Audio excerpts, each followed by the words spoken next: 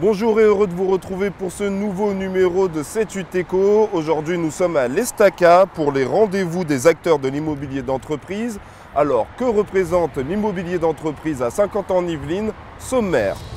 Nous ferons un point avec Benjamin Lebeau, directeur de l'investissement de l'asset management au Girel. Il nous expliquera pourquoi il est important d'investir dans le bassin.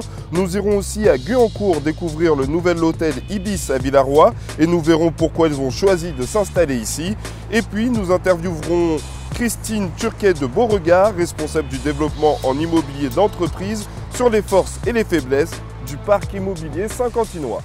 Débutons avec cette infographie qui nous permettra de faire un point sur l'immobilier d'entreprise à Saint-Quentin-en-Yvelines. Alors Saint-Quentin-en-Yvelines, c'est 53,4 millions de mètres carrés de parcs et de bureaux. Le bassin est le leader du marché de la deuxième couronne devant Marne-la-Vallée, Cergy et Vélizy. Au total, on a 142 000 emplois, ce qui représente 25% des Yvelines, 6 pôles économiques, 4,6 millions de mètres carrés d'immobilier d'entreprise, dont 50% en bureaux, 20% en activités mixtes et 12% en entrepôts et logistique. Nous avons pu voir les forces du parc immobilier de notre bassin. Des sociétés comme Ogirel contribuent à travailler avec l'agglomération car il y a des aspects très intéressants ici. Nous allons en discuter avec Benjamin Lebeau, directeur de l'investissement de l'asset management Ogirel. Bonjour Monsieur Lebeau. Bonjour Monsieur. Alors pourquoi il faut investir ici ? Pourquoi il faut investir ici? Alors, je dirais notre investissement il concerne une typologie d'actifs spécifique. Nous sommes sur la typologie activité, donc, qui est à destination de fournir un outil de travail pour plutôt des PME, PMI et artisans ou des établissements de taille intermédiaire. Et le marché de Saint-Quentin-en-Yvelines est un marché mature de ce point de vue-là, avec un réseau d'entreprises existants qui constituent des prospects potentiels pour le projet que nous développons. Vous avez beaucoup de demandes pour venir ici à Saint-Quentin ? De demandes extérieures, ça arrive, notamment le premier contrat de réservation que nous avons signé sur une des cellules du village et une entreprise qui cherchait une implantation en Ile-de-France et qui a réservé donc, une cellule de 300 mètres carrés au sein de notre village. Mais l'essentiel de la demande locative et à l'acquisition porte sur des entreprises qui sont d'ores et déjà implantées sur le territoire ou à proximité. Et quelles sont nos forces en fait?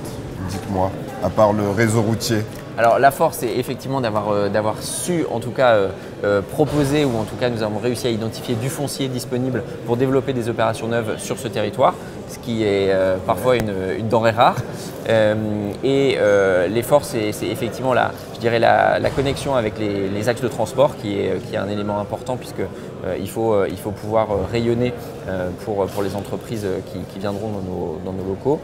Et je dirais c'est ce tissu économique dynamique qui constitue la sphère dans laquelle on va trouver nos utilisateurs et pour lesquels on construit ces opérations. Quelles sont nos spécificités par rapport aux locaux? Est-ce qu'on a quelque chose en plus? Est-ce qu'on est très concentré en ce qui concerne les entreprises? Par rapport aux entreprises locales, vous voulez dire? Aux entreprises locales, oui. Je pense que les entreprises locales sont sensibles à l'ensemble des efforts qui peuvent être faits à la fois sur l'attractivité du territoire, à la fois sur sa connexion également en termes de transport et d'une façon générale tout le confort de travailler ou d'habiter sur le territoire. Donc à partir du moment où les entreprises sont effectivement travaillent bien et se sentent bien dans un environnement ou sur un territoire, elles ont tendance à rester. Et voilà. Et l'objet, c'est effectivement soit de pérenniser leur implantation sur le territoire, et on travaille avec Saint-Quentin-en-Yvelines, soit éventuellement même d'attirer des entreprises pour montrer les atouts qu'a ce territoire avec cette offre immobilière qui, on essaye d'y participer et doit être adaptée aux besoins des utilisateurs. Il y a encore beaucoup de choses à faire à Saint-Quentin-en-Yvelines, c'est un point important, c'est une véritable mission pour vous? Alors, je dirais l'opération en blanc est forcément une opération risquée. Là, on est au début de la commercialisation de notre opération qui est donc un village de 6600 m² et un bâtiment de 5200.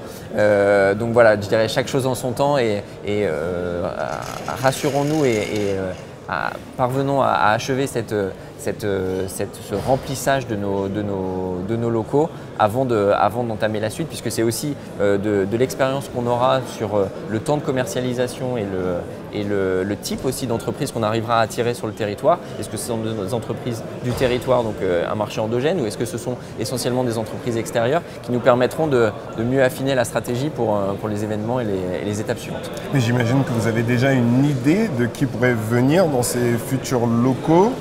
Non, c'est tout justement le risque de l'opération en blanc, c'est que nous développons un produit qu'on essaye le plus flexible possible et qui nous a semblé adapté à la demande pour ensuite travailler avec des agents.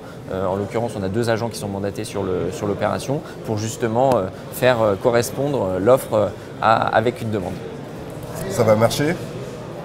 Croise les doigts. Et on y travaille en tout cas. Je vous remercie, monsieur. Merci, monsieur. Vous avez pu le voir, la ville de Saint-Quentin en Yvelines est attractif en termes d'immobilier d'entreprise. Nous avons décidé de faire un focus sur l'hôtel Ibis à Villarroy qui vient juste de s'installer. Alors pourquoi s'est-il installé dans l'agglomération?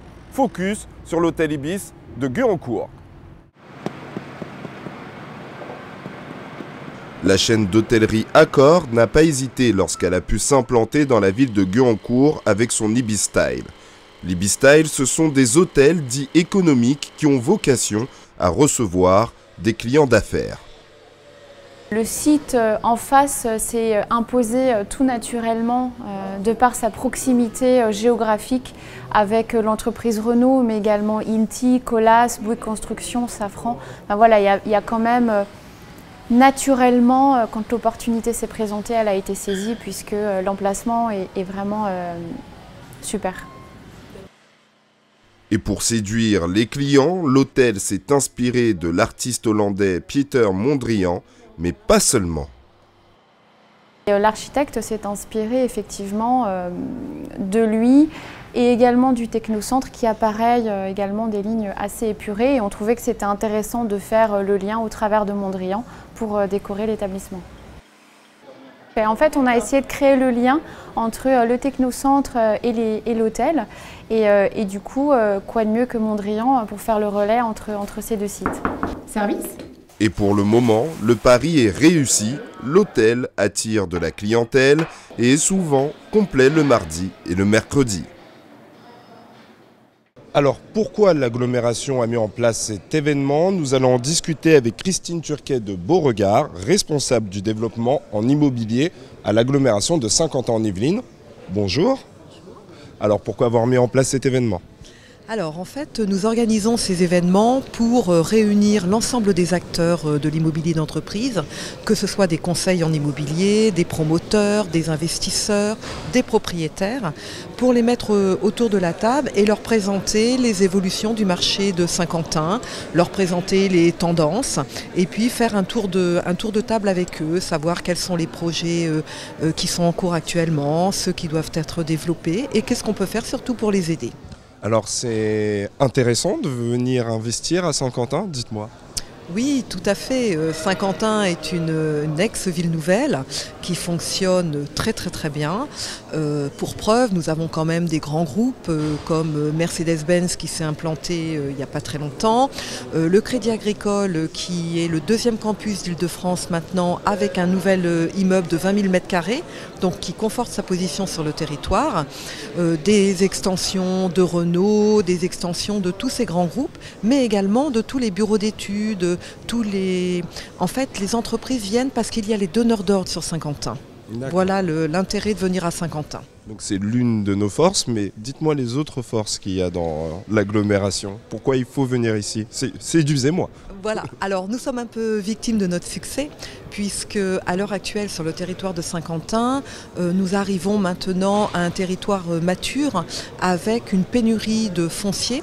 Et donc ça c'est un petit peu problématique. Alors pas pour les grands groupes parce qu'on renouvelle en fait la ville sur la ville. Donc des immeubles obsolètes sont démolis, reconstruits pour accueillir les entreprises dans des locaux de qualité. En revanche pour les PME, PMI qui veulent des petits clés en main environ entre 3 et 6 000 m², on n'a pratiquement plus de terrain à commercialiser pour cette cible-là. même avec l'agrandissement de l'agglomération? Alors heureusement, sur les nouveaux territoires, c'est un territoire également qui mute. Et donc là, nous allons avoir d'ici quelques années la possibilité d'avoir du foncier disponible. Qu'est-ce qui attire ces entreprises? C'est le prix? C'est la proximité avec Paris? Alors bien sûr la proximité avec Paris et les prix de loyer qui sont inférieurs à Paris et la première couronne. Et puis surtout, comme je vous le disais au début, c'est surtout les grandes entreprises qui sont là et qui font travailler en fait leurs sous-traitants, leurs BET, etc. Et en fait, ce qui est important sur Saint-Quentin, c'est qu'on a toutes les filières représentées, aussi bien les filières numériques, les filières financières, automobiles, transport. Et donc, on peut comme ça capter un petit peu l'ensemble des entreprises. Et c'est une grande force parce que nous ne sommes pas un territoire monofilière, qui est dramatique quand on est territoire monofilière. Si la filière s'en va, toute l'économie s'écroule. Quand vous faites ce type d'événement, quels sont les retours? Et déjà, qu'est-ce que vous leur dites? Alors, on leur présente les nouveaux projets sur le territoire, on leur présente les chiffres.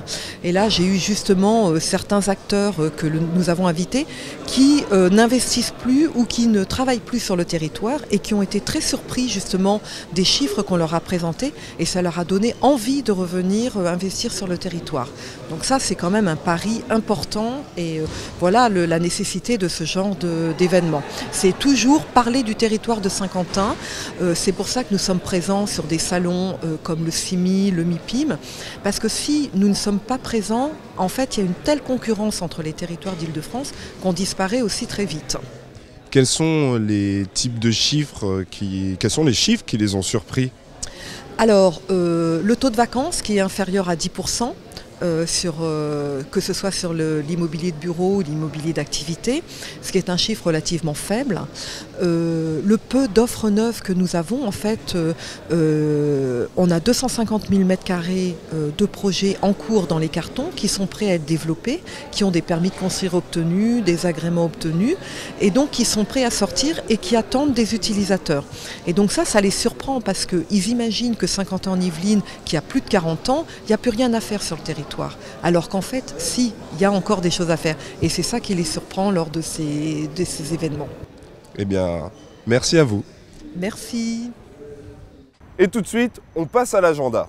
Et on reste dans l'immobilier d'entreprise avec le CIMI qui se déroule du 30 novembre au 2 décembre au Palais des Congrès à Paris. Durant l'événement, plusieurs conférences, réunions et exposants seront présents lors de cet événement. On passe à la deuxième édition de la journée TEDx, Saclay 2016 à l'EDF Lab, Paris-Saclay à Palaiseau, en partenariat avec Saint-Quentin-en-Yvelines. L'événement permet de présenter des idées innovantes devant 12 personnalités remarquables, telles que Thierry Marx, le chef étoilé. La journée se déroule le 30 novembre 2016.